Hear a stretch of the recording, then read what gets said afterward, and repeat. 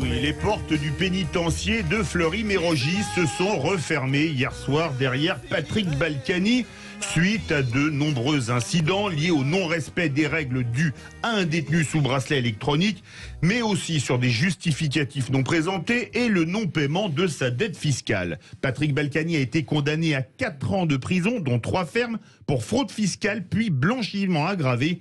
Il doit encore exécuter plus de la moitié de sa peine. Alors certains disent qu'à 73 ans, il n'est pas un danger pour la société et qu'il n'a rien à faire en prison. D'autres disent que si on met un petit truand en prison, il est normal que les cols blancs y retournent aussi.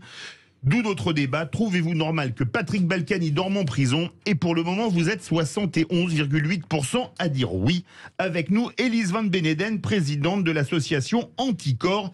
Elise Van Beneden, bonsoir. Bonjour. Bienvenue sur Sud Radio. C'est bizarre quand on lit les réseaux sociaux, on ne peut pas dire que Patrick Balkany soit la personnalité préférée des Français. Il est très loin de Jean-Jacques Goldman dans les classements. Mais beaucoup de gens s'indignent en disant que c'est fou d'incarcérer quelqu'un de 73 ans. Oui, moi, ce ne sera pas la seule personne âgée en prison et ce ne sera pas non plus la seule personne malade en prison. On a d'ailleurs des hôpitaux pénitentiaires pour gérer les personnes qui sont malades. L'important, c'est que tout le monde soit traité de la même manière, si vous voulez. Donc, à partir du moment où d'autres personnes qui sont quand même malades sont également incarcérées, c'est normal que Patrick Balkany soit incarcéré lui aussi. Caroline Pilastre. Alors écoutez, moi je suis très gênée sur ce dossier. Je vais apporter de la nuance. Les Balkany ont fauté, ils ont été condamnés, je n'ai rien à redire là-dessus. Mais personnellement, j'estime qu'à 73 et 75 ans, vu leur état de santé, ils n'ont pas à dormir en prison, tout simplement parce qu'ils n'ont intenté à la vie de personne. On nous dit régulièrement qu'il n'y a pas de place dans les prisons, que les prisons sont surchargées. Donc je ne vois pas pourquoi, en plus de ça, ils vont manger entre guillemets sur notre dos, puisque c'est avec nos impôts, pourquoi ils retourneraient dormir en prison. On nous parle du bracelet électronique qui n'aurait soi-disant pas fonctionné au dire des Balkany et qui aurait sonné 100 fois. Moi, je me demande pourquoi la justice n'a pas réagi avant ces 100 fois, pourquoi ils ne sont pas revenus vers eux pour les sanctionner. Et puis, quant au débat médiatique, parce que c'est ça en fait qu'on lui reproche beaucoup, c'est son attitude, son arrogance. On sait que c'est un couple qui était très arrogant, qui a eu des soucis régulièrement avec les journalistes. Souvenez-vous des séquences qu'il y avait eu dans le quotidien où il prenait de haut que ce soit la justice ou que ce soit les médias. Donc je pense qu'il y a aussi un tribunal médiatique qui joue contre eux. Et puis moi, la question que j'aimerais vous poser, c'est que on nous dit la justice doit être la même pour tout le monde. Je l'entends, madame. Mais quand on sait qu'il y a parfois des récidivistes qui, au bout de 13, 14 fois, sont condamnés et dont les peines ne sont jamais exécutées, non, j'estime que la justice n'est pas forcément au même niveau pour tout le monde. Et de mon point de vue, c'est surtout une justice politique concernant les Balkany. Elise Van Beneden. J'entends bien ce que vous dites, sauf que en fait, c'est très rare que des politiques aillent en prison. Donc c'est vrai qu'il y a probablement ce sentiment d'impunité qui est ressenti par la plupart des citoyens qui jouent et qui fait que un homme comme Patrick Balkany, qui depuis 88 est dans les affaires, qui a été condamné à plusieurs reprises, qui a été encore mis en examen en 2020, mis en examen depuis en 2021 également, il a plus le droit de la tolérance en fait. Et effectivement, peut-être que la justice veut envoyer un message, déjà parce que il a bénéficié d'une possibilité de liberté conditionnelle et qu'il n'a pas respecté les règles, et puis en plus parce que ça fait depuis 88 que cette personne, certes qui n'est pas dangereuse pour une autre personne physiquement, mais qui était très clairement un fléau pour la démocratie, n'est pas punie. Donc il y a probablement une volonté d'envoyer un message à la classe politique tout entière. Michel Pouzol. Oui, Caroline le disait tout à l'heure, il n'a tué personne. Je voudrais dire que la très grande majorité des gens qui sont incarcérés dans les prisons de France n'ont effectivement jamais tué personne. Par contre, tous n'ont pas eu l'avantage de pouvoir bénéficier d'un régime assoupli avec un bracelet électronique. Alors, et je trouve que quand on a un bracelet électronique, eh bien, c'est déjà un aménagement de peine très conséquent. Apparemment, pour les Balkany, ça ne suffisait pas parce que je pense, et toute leur carrière le prouve, ce sont des gens qui se sont toujours sentis au-dessus des lois. Et bien que la loi les rattrape de temps en temps, moi, ça ne me choque pas. Vous savez, je crois qu'avant le mandat auquel j'ai participé à l'Assemblée, très peu de politiques allaient en prison. Il n'y en a pratiquement pas eu. Il y a eu l'ancien maire de Grenoble, Carignon, il y a eu Boucheron, le maire d'Angoulême. Mais quelques-uns, mais très peu. Très peu. Très peu. Moi, je me souviens d'une députée qui venait à l'Assemblée nationale siéger avec un bracelet électronique. Oui. Voilà, je pense qu'il faut que ça s'arrête. Il faut que les Français comprennent et puissent avoir une vision de la justice qui est la même pour tous, y compris pour les plus puissants. Et moi, je ne crie pas avec la foule pour qu'on pende les Balkany aux fenêtres de Fleury-Mérogis, alors qu'il y a une prison qui a été refaite, je l'ai visitée, donc elle est relativement correcte par rapport à d'autres prisons de France, mais quand même, le fait de ne pas avoir respecté les contraintes liées au bracelet électronique 100 fois. Et surtout le remboursement de la dette fiscale. Ils sont revenus vers eux à chaque fois, parce que chaque fois que vous avez que votre bracelet sonne, on vous appelle, on vient vérifier. Donc c'est aussi une charge pour la société. C'est pas simplement un truc pour s'amuser. Eh bien, à un moment donné, il faut que la justice passe. Et moi, je trouve ça tout à fait normal et légitime pour lui comme pour d'autres. Et Élise Van Beneden et après Salomon Malka. Élise Van Beneden, vous êtes d'accord avec Michel Pouzol ? Oui, moi je suis d'accord avec ça, si vous voulez. En fait, ça fait 30 ans qu'on a affaire sur affaire, que les citoyens perdent confiance dans toute la classe politique, ce qui est légitime d'ailleurs, parce qu'il y a plein d'élus qui sont tout à fait exemplaires. Donc ça fait des ravages en fait. Et M. Balkany, c'est pas comme s'il n'avait pas été prévenu avant, il a été prévenu un nombre inconsidérable de fois, et il continue.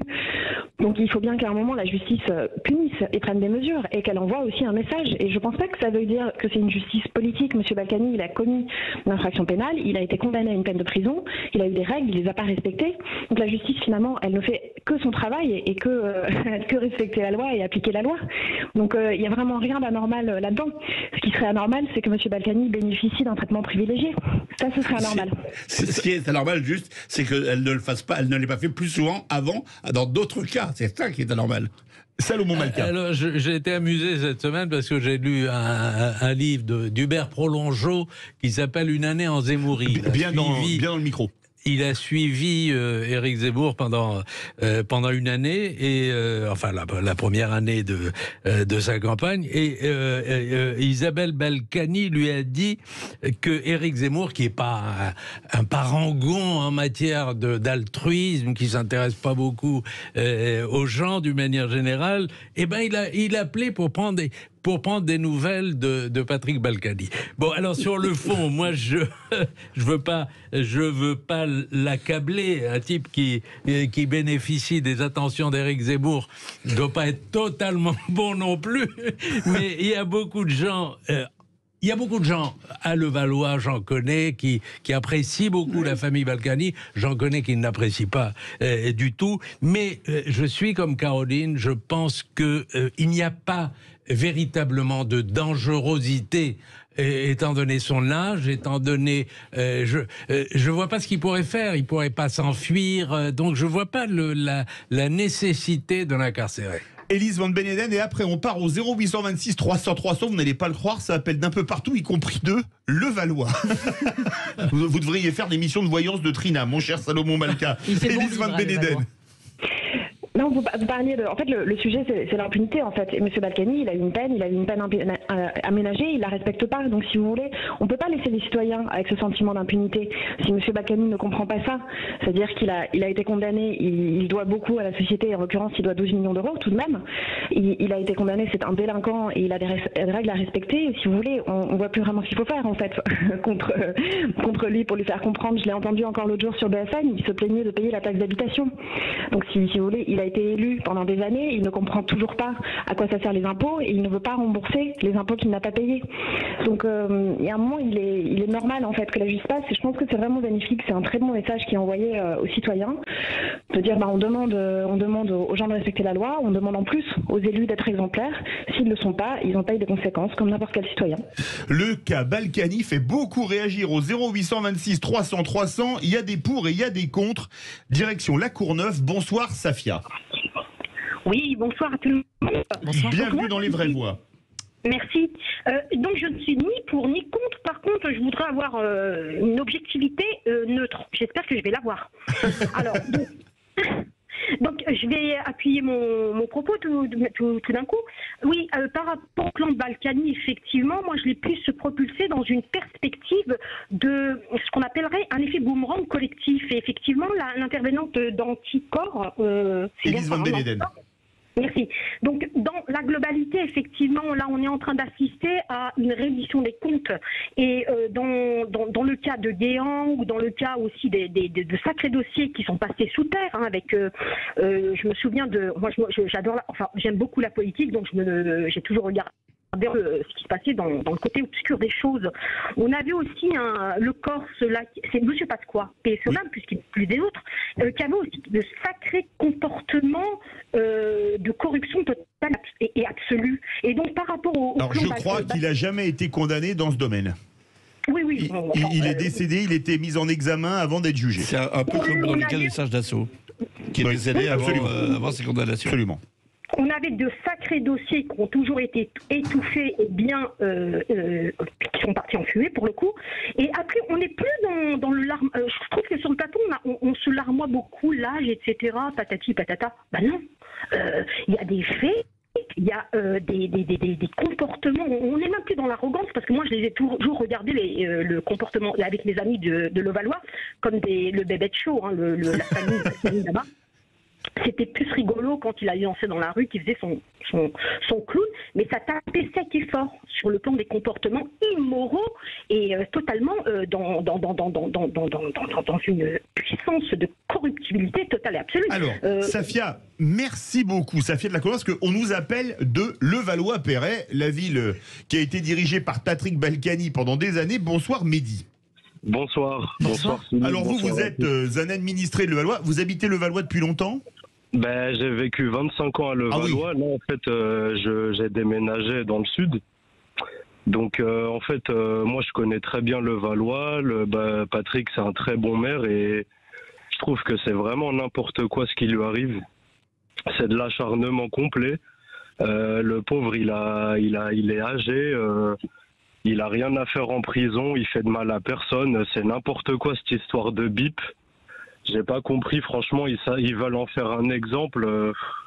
Franchement, ça me désole, quoi. Donc pour vous, vous dites, mais ça me s'il a désole, pas... parce que le pire, c'est que il y a combien d'escrocs qui sont passés entre les mailles. Lui, il s'est fait prendre. C'est un escroc qui s'est fait prendre. Ouais, mais c'est un escroc. Mais franchement, pour moi, c'est n'importe quoi. Il est âgé, il a 73 ans. Il a tout fait pour la ville. Moi, je suis né à Levallois. On a toujours eu tout ce qu'il faut. Franchement, c'est désolant, quoi. Alors, je vais vous prendre un exemple. J'ai rencontré, pour des raisons X et Y, une dame qui était en prison, une vieille dame qui avait 75 ans, 80 ans, qui tricotait des pulls, qui était la mamie parfaite, la mamie gâteau, et elle était en prison, incarcérée dans une maison centrale. Et je me disais, mais pourquoi cette dame est là? Et puis j'ai lu son CV. Effectivement, elle avait 80 ans, mais elle avait été accusée de proxénétisme aggravé, avec des tortures sur les jeunes filles, etc. Eh bien, ça me dérangeait moins que cette grand-mère aimable et sympathique soit en prison. Eh bien, Balkany, son âge n'est pas une excuse pour sa manière de se comporter, et notamment pour ne pas avoir respecté l'allègement de peine qui lui a été accordé, ce qui est un privilège et non pas un droit. Oui, mais là, tu ne peux pas comparer les délits quand même. Je suis désolée, pour moi, on veut se faire les Balkany malgré le fait qu'ils aient fauté. Je suis navrée. Et on ne peut pas s'arrêter sur le fait que ce soit un couple arrogant et antipathique, parce que quand on a entendu cette magistrate, je suis navrée, je vais quand même jusqu'au bout de mon opinion, de mon argumentation, pardon, parler à France Inter, on a tous entendu cette séquence, elle est revenue sur leur comportement, sur leur attitude. Pardonnez-moi, mais si on devait mettre en prison, enfermer toutes les personnes arrogantes et antipathiques dans ce monde, il y aurait plus grand monde qui serait en liberté. Alors, ils sont en prison parce qu'ils ne remboursent pas ce qu'ils doivent, qu'ils ne respectent pas leur on veut en faire un exemple. Je suis désolée, qu'est-ce qu'il... En quoi c'est un danger pour la société? On va donner la parole à Élise Van Beneden.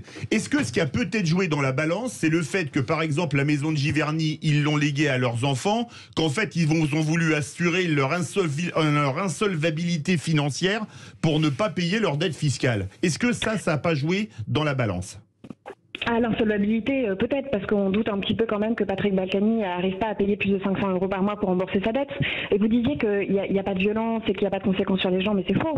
Que ce soit les infractions de corruption, que ce soit l'évasion fiscale, bien évidemment qu'il y a des conséquences sur les gens. 12 millions, vous savez combien ça représente? Je ne le sais même pas moi-même, mais combien ça représente d'enfants en difficulté qu'on peut aider, de personnes qu'on peut soigner à l'hôpital, de routes à construire, d'enfants à éduquer. Enfin, c'est ça les conséquences de ne pas payer d'impôts. C'est ça qu'on fait des impôts. Ce sont des services publics. Et il le sait. Il a été élu pendant des années et des années. Et j'ai entendu la personne de Levallois-Perret, mais ça pour moi c'est le syndrome de Stockholm complet. De dire ça a été un très bon maire, il a fait plein de belles choses pour Levallois-Perret. Peut-être qu'aujourd'hui c'est une ville qui est agréable à vivre, mais c'est une des villes les plus endettées de France. Chaque citoyen habitant de Levallois doit 4 500 €. Donc c'est ça les conséquences en fait de tout ça. Mais c'est ça qui... excusez-moi, est-ce que quand même, je veux vous faire réagir, Salomon Malka, les Français aiment beaucoup dire tous pourris, mais quand ils ont des hommes politiques véreux qui se présentent, ils aiment bien les réélire aussi. On parlait du syndrome de Stockholm dans la bouche d'Élise Van Beneden. Y a-t-il un problème de schizophrénie chez les Français? Oui, c'est valable pour. Vous n'êtes pas psychiatre, je le rappelle. Carignan, c'est valable aussi pour Balkany, mais Chirac était appelé super voyou, il a été réélu à la présidentielle, etc. quand même avant d'être condamné. Encore une fois, la seule chose, c'est qu'il n'y a aucun danger. On met les gens, on incarcère des gens pour ce type d'affaires, je veux dire, quand ils sont dangereux et qui représentent un danger pour la société. Ça n'est absolument pas le cas des Balkany. Élise Van Beneden, très court, les Français sont schizophrènes? Oui, je crois qu'ils ont tendance à dire tous pourris et en fait c'est jamais leur mère à eux. Mais j'ai du mal à comprendre ça et c'est difficile comme discours malheureusement de dire aux Français que dans un sens ils sont complices de la corruption, de ce type de délit-là en protégeant leur élu local à eux, alors qu'en fait ils devraient être des lanceurs d'alerte et dénoncer ça et avoir un maire qui vous fait pas finir avec une dette de 4 500 € sur le dos. Merci beaucoup Élise Van Beneden, présidente d'Anticor. Verdict sur Twitter. Trouvez-vous normal que Patrick Balkany dorme en prison? Vous êtes 70,5% à dire oui. Est-ce que ça vous dirait les vraies voix, la chronique présidentielle de Philippe Rossi? Bien sûr. Eh bien, c'est tout de suite. Une impatience incroyable.